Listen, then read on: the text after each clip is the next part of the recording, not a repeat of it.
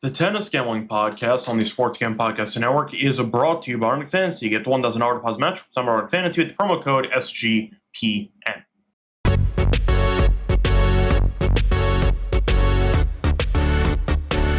And welcome, everybody, to the Tennis Gambling Podcast here on the Sports Gambling Podcast Network. It's currently Monday night, July 7th, around 9:30 p.m. Eastern Time. Moroso is Reichel once again going solo for this pod. Time to break down the quarterfinals taking place at Wimbledon on Tuesday and Wednesday. Before we get into the actual breakdown of those matches, a reminder to help support the show. I like subscribing on YouTube. A reminder to also leave a rating and review on Spotify or Apple. Closing in on I believe 1,100 subscribers on YouTube, so hopefully you can help us get there. I think we're at 1070 right now. But either way, hopefully help us get there in the next couple of weeks. Also, a reminder, the podcast is available on Spotify and Apple if you want audio formats only. Check that out as well. When you do, don't forget to leave a rating and a review. Plus, a reminder, check out the merch store on the SGPN website. We have a lot of great tennis merch. We have sweatshirts, t-shirts, and mugs. High quality, very affordable. Recommend getting yourself something there. So once again, check out the merch store for some merchandise. And a reminder, you can also check out the SGPN actual podcasts and picks and a bunch of different ways, all free. Check out the SGPN feed on Spotify or Apple, and also check out the SGPN app, which is free to download, and you can once again find all the picks and podcasts on the app. So once again, check out both ways to actually get all of the picks from the network, all free. So keep that in mind. Anyway, starting off with the actual recap of what happened in the fourth round. Overall, not good for the lock and dog. Went 0-2. For the lock, the loss with Dimonauer, team total under 17.5 games at -113. We did almost call the exact outcome of the match. Didn't work out, though, as we thought Joker could potentially win in 4, and Dimonauer could still win a set and go under this team total. That close. Dimonauer won a set and finished with 18. So not exactly fun there. Can't call it a bad beat, though, because Dimonauer was up 4-1 with a break point in the next game, in the sixth game of the fourth set. He blew it and then eventually lost 5 games in a row. So I can't say that it was an unlucky loss there, but he almost backdoored the thing, lost by a game as he finished with 18. Picked up a loss there. For the dog, not even close, had Maichik plus 3.5 at plus 100 against Kashanov, who got buried as he lost in straight sets. Not even close on that one. He was a complete no-show, and Kashanov played his best match of the entire event. But either way, picked up an 0-2 episode, looked to bounce back here in the quarterfinals. Now, for the actual comment section, I see Ian and I see Johnson back. What's up, guys? Hopefully you're having a good night.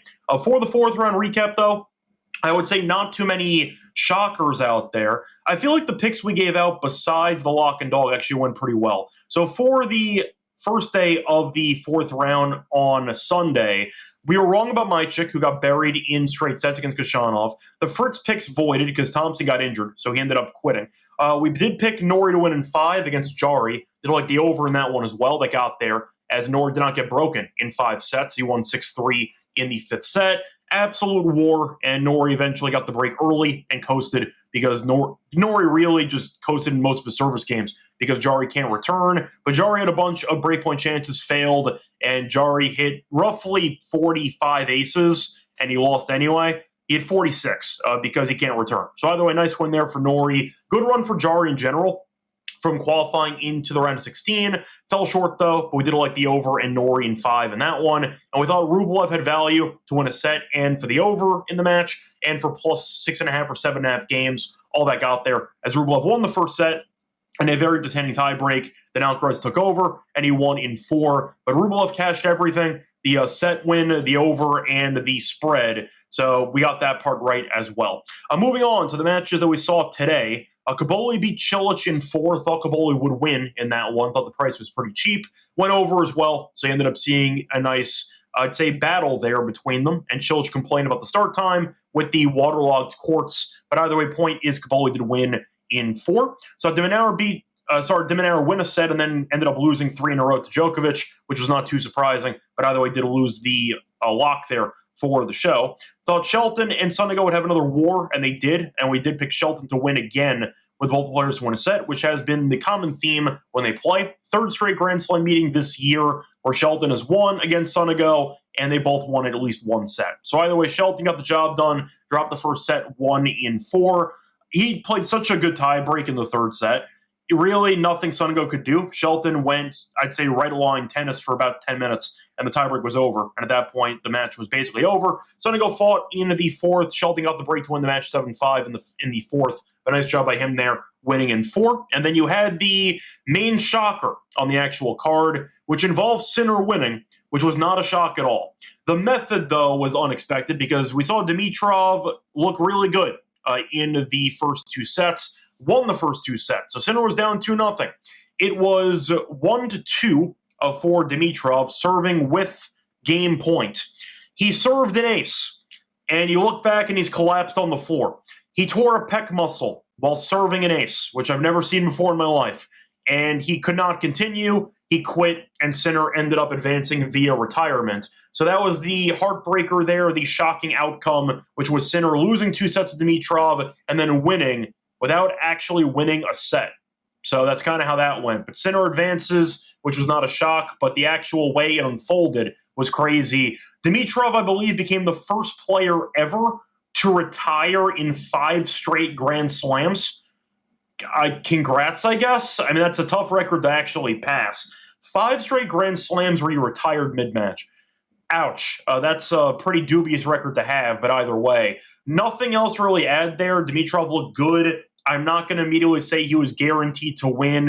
It was 2-2. I still would have picked Sinner to win the match if I had to pick one of the 2 guys at that point. But Dimitrov getting injured in every event he's been in basically this year, story of his entire career. Just a guy with a lot of talent who really could not get the breaks he needed, whether it involved durability or draw, etc. But he was playing the best tennis he's played in a long time, and unfortunately the moment got robbed from him as he got injured and had to quit. He tried to go to the locker room to get an injury timeout. He couldn't go. If he ends up having a serious tear, they haven't officially announced the results of the x-ray or any of the actual scans they're going to do. If it's a full tear, he's done for the year. So he's going to miss the U.S. Open as well, which is a heartbreaker there. It's been a year from hell for Dimitrov, though. He won ATP title a year or 2 ago, and then since then he's been pretty solid, but injuries have been involved in a lot of his events, and as a result, we saw that unfold again in a Grand Slam. It's a shame. Nothing Sinner can do about it. It was a fluke injury, and Sinner advances to the next round, but definitely not the way you would have hoped Sinner would have advanced, because you got a really, really anticlimactic ending, which was an absolute bummer because Dimitrov got seriously hurt, started crying on the court, and then they helped him off. So, yeah, not exactly how everyone drew it up, but Sinner advances, and it is what it is. So anyway, that was really the only drama-filled moment, I'd say, of the entire 4th round. I mentioned before the 5-setter involving Nori and Jari. To be honest, not too much drama there because Nori broke immediately in the 5th set, and he coasted because Jari couldn't break him. But besides that, that was the only match that actually went to a 5th set. You had a couple of 4-setters. The Rublev tiebreak was fun. Alcaraz had that crazy passing shot en route to turn the momentum around. Besides that, I thought that Cilic had himself a very good run. Props to him, and he ended up falling short against Caboli, but he gave it an effort. It is what it is. Just didn't work out for him. De Minaur played well, but Joker's too good on grass, and De Minaur, at the end of the day, the serve wasn't good enough, and Joker was able to just get enough returns in play en route to breaking him enough times to actually win. Shelton, though, looks very good. I was critical of his grass game because he looked really bad in the tune-up events, losing a TN and losing to Rinderknech in straight sets. But you know what? He might just be a Grand Slam guy. He's a guy that might be, I don't want to say disinterested in the 2 out of 3 set events, but he might be the kind of guy that you just know will never provide his full A game unless he's in a Grand Slam. And Shelton has flipped the switch. He's been really good in Wimbledon. So we'll see what happens moving forward. I see Andrew asking about hedging the Sinner quarter winner. I would not, personally. I mean, Sinner is, minus 500 against Shelton? I'll get into that match in a second. But the point is, Sinner's a massive favorite. You can argue maybe the elbow or the arm could be a bit concerning, but he's minus 500. I would probably not hedge pre-match, but I'll get into that I'll get into that conversation in a second. I see Andrew mentioning for hedging any quarter winners. You got Alcaraz, you got Djokovic, and Sinner. So probably not. No. Those were the ones that I thought were going to make it pretty far. We do have Fritz as well to win the quarter. So I think we're pretty good. Overall, you have 4 massive favorites in the quarters. Not a shock in men's tennis. Fritz is the smallest favorite at minus 340. So no. I think we're just fine with riding it out at this point. But either way, point is if you took Fritz to win the quarter, you got a very good number. And we'll see how that goes. But the others were all chalk, which we called. So we'll see what happens. And we'll see if anybody as a Cinderella, Kaboli, Kashanov. Kashanov's not as bad because he is Fritz, for example. So it's not as big of a Cinderella, but still an unexpected semifinalist if you were to upset Fritz on Tuesday. But either way, point is no, Andrew, for your question. I think we're just going to let it ride. When it comes to the MRI, we'll see what happens with Sinner, but I thought he looked fine in the third set. I feel like, once again, it was a situation where he was going to take an injury time, might take some pain meds, go from there. It might impact him against, for example, Djokovic in the semis. But do I think it'll impact him enough to cause him to lose to Shelton? I'd say probably not, but you never know. I feel like, Andrew, to answer your question, you can definitely wait a set or two. You could probably hedge mid-match if you want to, but either way, point is I think you're probably fine if you just let it ride. Anyway, time to move on into the actual breakdown of the quarterfinal matches. For that, the reminder, they're brought to you by our sponsor, which is Circa, because they're still hosting the Circa Million Circa Survivor contest for football season. $200 million in guaranteed prizes, no rake. So if the entries go above the guarantee, all the extra money will be added to the prize pool. Circa Million, pick 5 teams ATS each week, or go for the ultimate sweat in Circa Survivor. There's even a Circa Grandissimo, a $100,000 Circa Survivor contest. You must register in person at Circa Sportsbook in Vegas. And remind you can always sign up in Nevada, play from anywhere with the help of SGPN's official proxy. Go to footballcontest.com, use code SGP, get $50 off your proxy fees. We're also brought to you by MyBookie.ag, because they're available at a ton of locations. Use them to bet on every sport you can think of: baseball, tennis, WNBA, golf, football futures, etc. And a reminder, you'd always use it for with crypto for your deposits, fast payouts. When you sign up though for an account, use code SGPN. Get a special 100% that's match up to 1K. Terms and conditions MyBookie.ag, promo code SGPN. Welcome back, everyone, to the Tennis Game Pod. Finished going through the recap of the fourth round. Time to move on into the actual preview of the quarterfinal matches.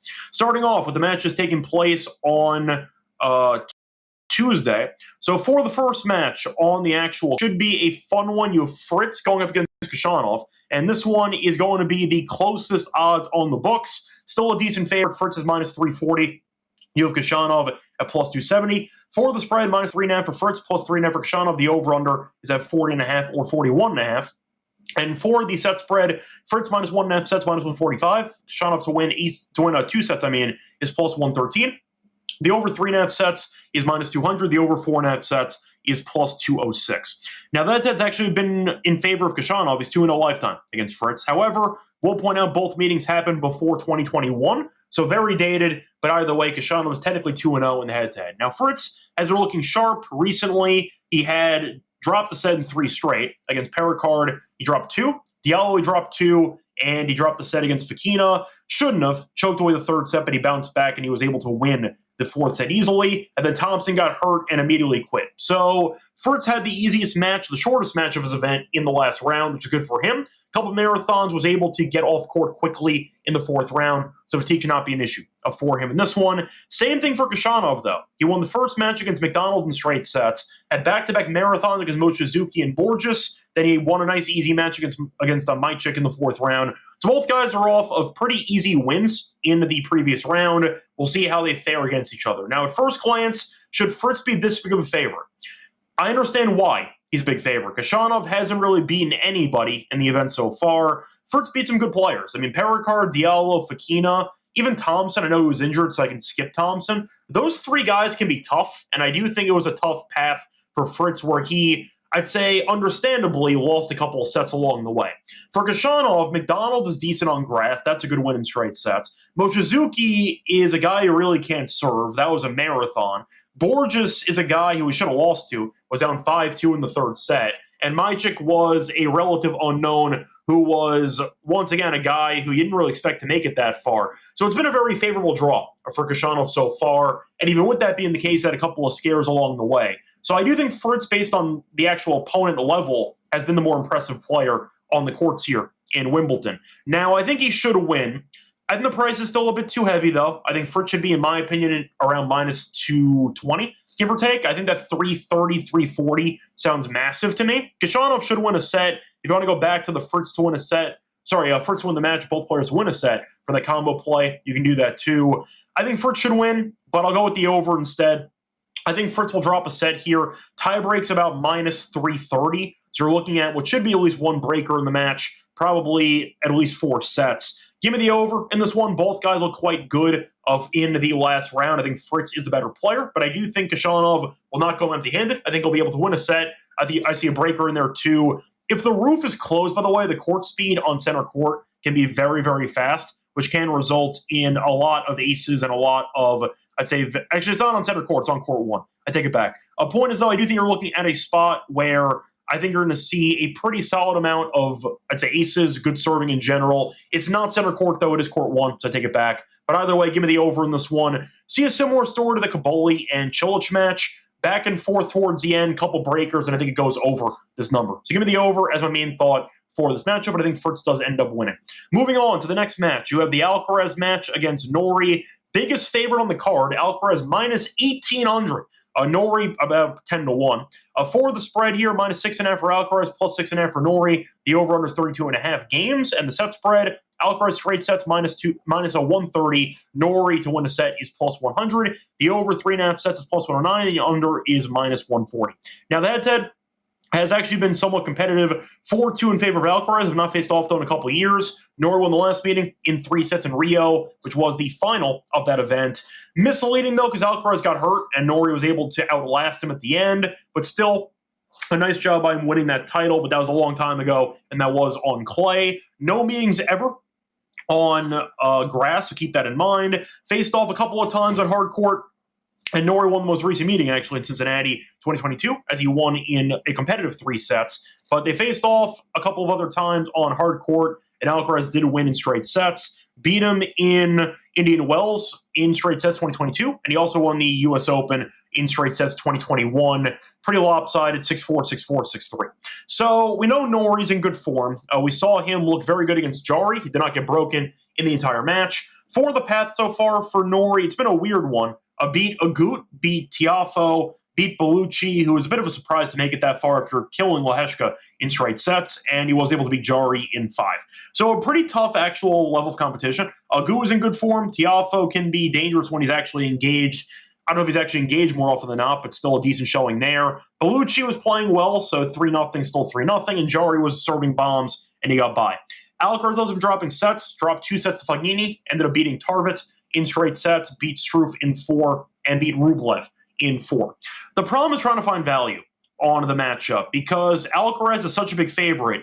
You have to try to find some value when it comes to just finding a way to bet Alcaraz because he's minus 1,800. Now, I'm not going to make a case for Norrie. Norrie's not going to win. I think we all know this, that Alcaraz, when healthy on Wimbledon, I'd say grass, winning back-to-back titles, he's not losing to Norrie. Norrie's serve's not good enough, and eventually Alcaraz will force enough breakpoint chances. He'll break through. The question is, can Norrie win a set? I think he can. I think if Norrie plays well as he did against Jarry, he actually might win a set.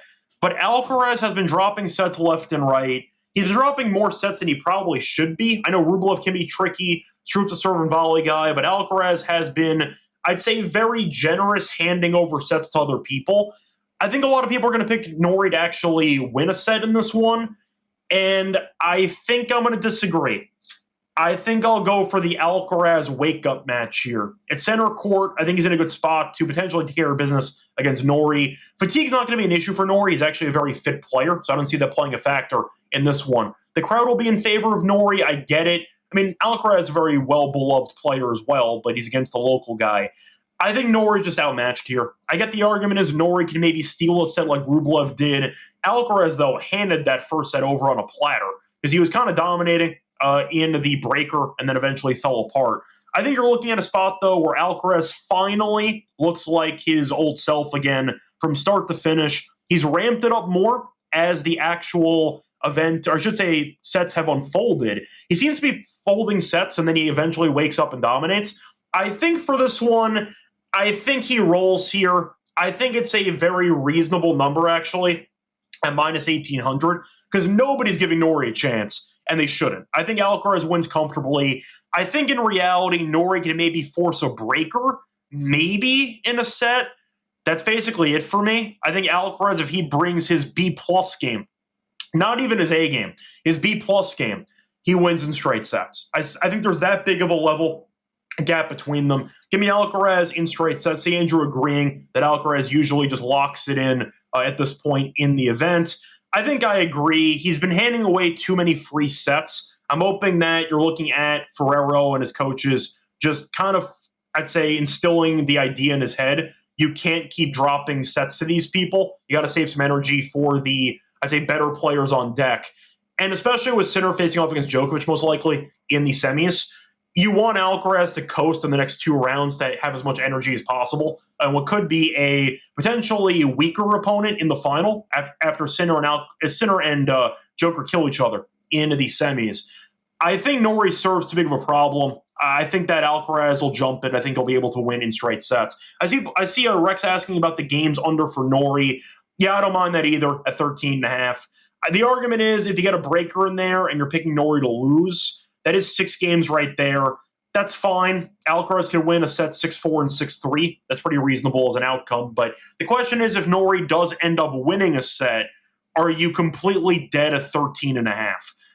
I would say you're not officially dead, but it's not good. I'll tell you that much. I think that winning 8 games in 3 sets should definitely be feasible for Norrie. There's a chance he gets killed, and that just doesn't matter. But I think I would go Alcaraz to dominate.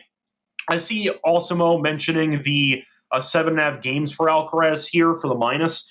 I'm not against that either. Maybe I'm just finally picking Alcaraz to actually wake up and dominate a match he should be dominating. Rublev was in good form. Struve can be dangerous on grass or in volleying. Norrie wants to rally. That's his game. And Alcaraz is the guy who will kill you in rallies because he'll bully you around the court. That's the issue I have. When you're on grass and Norrie's going to try to use the, I'd say, the slices and the elongated backhand, pushing you side to side, but there's no pace on his shots, Alcaraz can take over the points very quickly. And if he's dialed in and the unforced error count is not that high, Alcaraz will destroy him based on style. So based on style, give me Alcaraz to dominate, give me Alcaraz in straight sets. I think it's a good spot to, I don't want to say buy low on Alcaraz, because I still think people are viewing Alcaraz highly. But I think it's a good spot to sell high on Norrie, who had a 5-set marathon win against Jari, who was a qualifier. I knew he was a former top 20, top 25 guy. But Alcaraz is so much better than him. I think it's a great spot to potentially get close to, once again, minus 130 on straight sets. I think it's a good spot. Maybe you could argue that even the Sinner scare on Monday might provide a bit of a wake-up call to Alcaraz to take care of business and don't actually overlook Norrie looking forward to the semis. I think Alcaraz buries him. Give me Alcaraz in straight sets here at minus 130 for this one. I think it's a good play in general. Looking to see, though, if I can find a better price. Not really. I think it's basically the best price I found. I don't mind the team total under, though, for Norrie as well. Moving on to the next match. There's going to be the matchups taking place on Tuesday. I should say, on a Wednesday. So for this one, you have Caboli against Djokovic. Massive favorite here. He's about minus 1,100. Caboli's plus 725. Good for Caboli, though. Making it to the quarters in Wimbledon. He's been very good this year. 2 clay titles. Was able to give Zverev a run for his money on grass entering Wimbledon, and then he looked very good so far in the event. Now, for the actual spread, Joker minus 7.5, Caboli plus 7.5. The over-under is at 33.5 games. Set spread, Joker in straight sets minus 110. Caboli to win 8 sets minus 120. The over 3.5 sets is plus 100. The under is minus 130. One meeting in their careers, it was in Shanghai last year, and Joker beat the damn brakes off the kid. He ended up only dropping 3 games in the entire match, 6-1, 6-2. Not even close. So he's looking for more success the second time around, Caboli is. But Joker has been good. He's dropped 2 sets so far. Dropped a set to de Minaur. He struggled with the wind early in the first set. Then he was able to adjust, and he looked very good over the last couple of sets. The serve, though, picked up for Joker. It was very weak early. Then he found his rhythm, and he was able to kind of take control of the big points when needed. You saw him beat Kecmanovic in straight sets, beat Evans in straight sets, and beat Mueller in 4. Should have been 3, blew 11 break points, 5 set points, but he ended up punting away the set. Still won the other 3 convincingly, but Joker's looked very good for the most part. Now, Caboli has been incredible. He's dropped 1 set in the entire event. Now, he's had a weak level of competition, I'll admit it.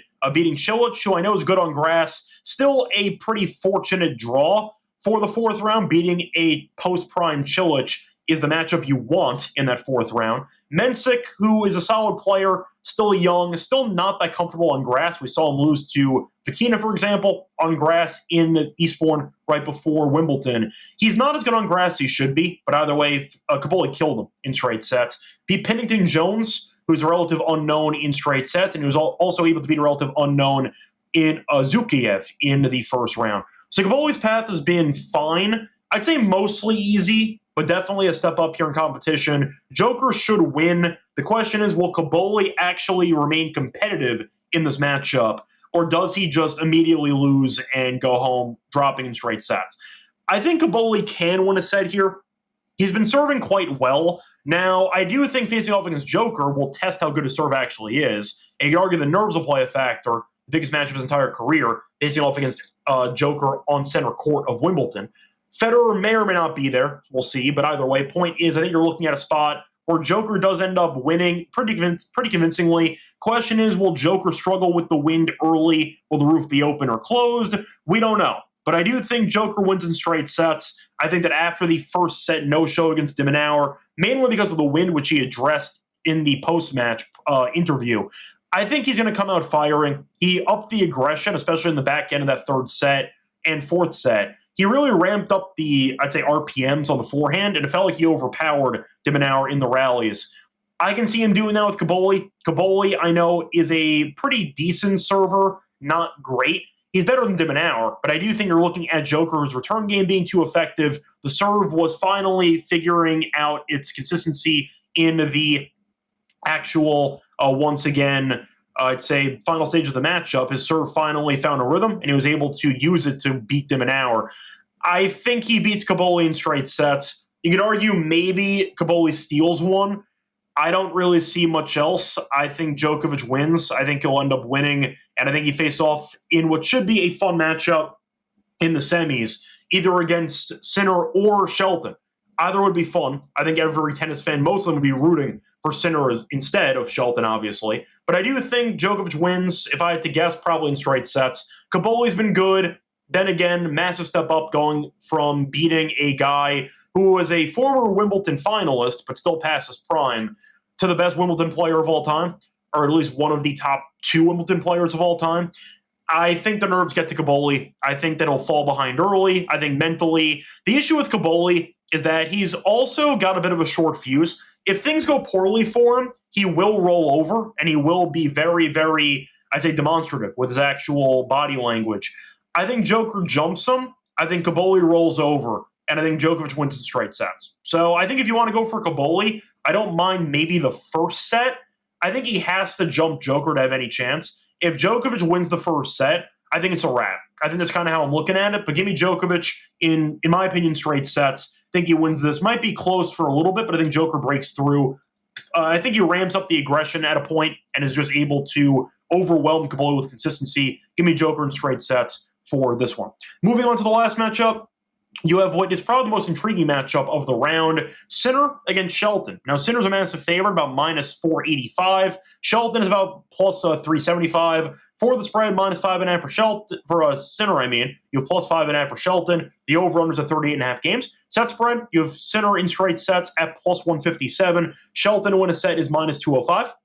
You have Sinner to win minus 1.5 sets at minus 215. Shelton plus 1.5 sets is plus 164. The over 3.5 sets is minus 165. The under is plus 128.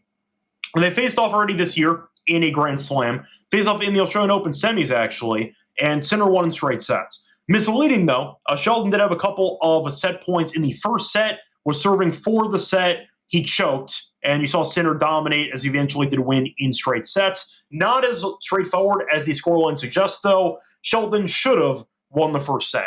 They also faced off in Wimbledon a couple years ago, and a similar story. Sinner won in straight sets, but Shelton had multiple set points in the third set breaker, choked it, and eventually did lose in straight sets. So the point is, Sinner has been winning in straight sets regularly against Shelton. He has won 3 in a row in straight sets, but misleading. Actually, I take it back. He's won, just pulling it up right now. He has won 5 in a row against Shelton in straight sets, so it has been pretty one-sided.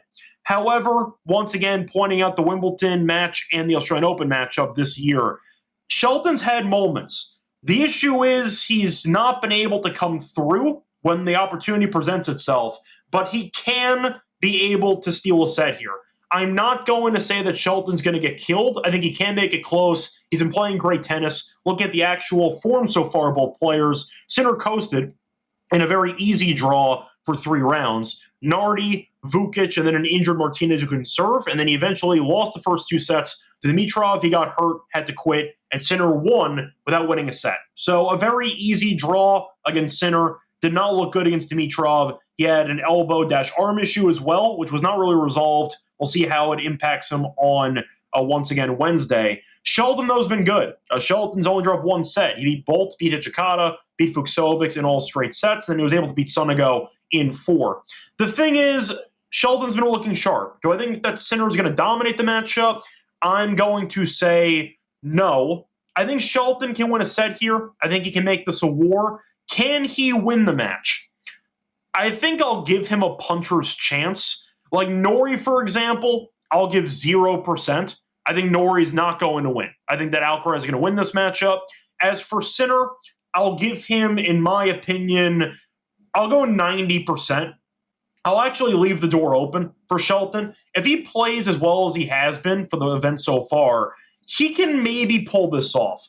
I'm not saying he's going to. I'm still picking Sinner to win. But I do think Shelton can win at least a set, maybe more, make it interesting. And if he doesn't choke while either serving for the first set or in the breaker, when he has multiple set points, I think Shelton's got a chance. I'm not saying he's going to win, but I do think Sinner will be pushed to the brink to some degree. And I do think that Dimitrov showcased on Monday that Sinner's more vulnerable in grass than we might have realized. Now, Sinner has not really been a great grass player in the past. He ended up losing to Medvedev, for example, in 5. He has not really been an elite grass player. He ended up winning a grass title last year in Halle. Didn't look that great. He beat Hurkacz in straight sets with 2 breakers, but still. Point is, I think Shelton is alive in this match. I'm not saying he's going to win. I would pick Sinner. I don't mind Sinner to win. Both players to win a set. That's at plus money. I don't mind that too. Andrew mentioning the elbow issue, which could be a problem for Sinner. Maybe. But I think Shelton's serve, if you see Sinner have a couple of loose games, like he did in the first couple sets against Dimitrov, Shelton's serve can just win him a set if he's able to serve bomb after bomb. If you wanted my prediction for the matchup, give me Sinner in 4. I think it's close. I see a breaker in here. I like the over in the matchup. I think this total's a bit too low, and I do think you're going to see a bit more of a marathon than people expect. But 38.5 games feels kind of low to me. I think that if Shelton wins a set, you're pretty much good as gold for the over. So I do like the over in this one. I think you're going to see a fun matchup. Should be entertaining. I think this will be one of the most competitive matchups of the entire round. But give me Sinner in 4. I think that Sinner's consistency will eventually wear Shelton down. But I do think Shelton wins a set here. I think he breaks the setless streak against Sinner, who has kind of owned him for the last couple of years. Give me Shelton to hang in there, but not to win. And that's my approach for this one. Anyway, it's going to wrap it up for my breakdown of the quarterfinals. Time to move on into the lock and dog picks. Before we get into the lock and dog, reminder, brought to you by our sponsor, Arctic Fans, because they're doing Best Mania. It's happening all summer long. Give away 15 million prizes, winning 2 million for first place. No waiver wire, no gives out trades. Best ball's best way to play fantasy football. It's also a great way to play Pick'em. You can always sign up for your new account with the code SGPN. You get a special pick in the first time deposit offer up to 1K bonus cash on fantasy promo code SGPN. We're also brought to you by Rhythm, because Rhythm is a great platform that provides you power trends, game-changing feature where the Rhythm models will give you props to bet on that they recommend from the models. And a reminder, you can always use it every day. They're updated every day for power trends and no touts, no noise. There's great overall picks at Rhythm. Download the app, check out power trends, start betting smarter. And a reminder, you'd always use the free trial for a week. Use the free trial, sportsgamepodcast.com Rhythm, get your 7-day free trial. Welcome back, everyone, to the Tennis Game Podcast. Finished going through the breakdown of the matchups in the quarters. Time to move on into the lock and dog picks. For the lock, I'm going to go with a pretty simple play, in my opinion, but I did not really mention it in the actual breakdown. I'm going to go back to the tiebreak prop. Give me the under half a breaker in the Djokovic and Caboli match at minus 120 on Bet365. Simply put, I like the price. I think 120 is too cheap. Djokovic has been avoiding breakers in every match except for the Mueller one, where he had one breaker in a set he should have won easily, and he fumbled a bunch of chances. But Joker's been rolling. Caboli's had a couple of breakers, mainly with breaks involved from both guys. The nerves might play a factor in this one. Same bet's minus 165 on DraftKings. So I like the price by comparison. Each of Djokovic's last 11 sets have had less than 11 games. So no 7-5s either. Joker's just been rolling in all of these sets. And the one set he lost was de Minaur. He lost 6-1. So he's really not been close to a breaker at any point. Joker only lost 3 games in the only meeting in their careers. It's a big match for Caboli, biggest match of his career. I think Joker can win this in a couple of ways, but there is a chance Caboli wins a set if Joker is struggling for, I'd say, a 20-minute period and Caboli steals it. But I do like the under half a breaker here, with Joker once again having 0 breakers in 11 straight sets. I like the price. Think it's a good deal. Give me the under half a breaker, minus 120 as my lock for the show. For my dog, I'm going to go with the Fritz and Khachanov match. Give me Fritz to win and both players win a set at plus 118. Took this against Fokina, ended up winning. I'll run it back. Fritz has dropped at least 1 set in 6 of his last 7 matches, not including the Thompson retirement from the last round. Point is he's been winning, but he's been vulnerable, and Khachanov has a good enough game to frustrate Fritz, is why he's 2-0 in the head-to-head. Fritz, though, is minus 330 on the money line, despite being, once again, 0-2 in the head-to-head. So Khachanov, I think, does some damage, not enough to win, and I think Fritz is better on grass, which should result in Fritz eventually winning in 4 or 5. Khachanov, though, had a very easy path to the quarters, beating Mychik, Borges, Moshizuki, and McDonald. Think you'll see a marathon unfold here.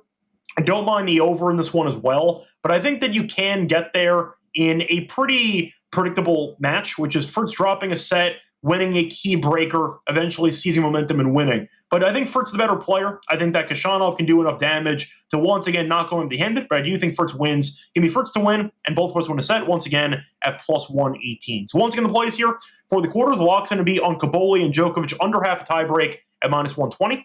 For the dog, give me Fritz to win a set. Fritz to win the match, both players win a set at plus 118. Going to wrap it up with the show. Like once again, for the semis, in a couple days. Till next time, good luck to all of you and all of your bets. Bye, everyone.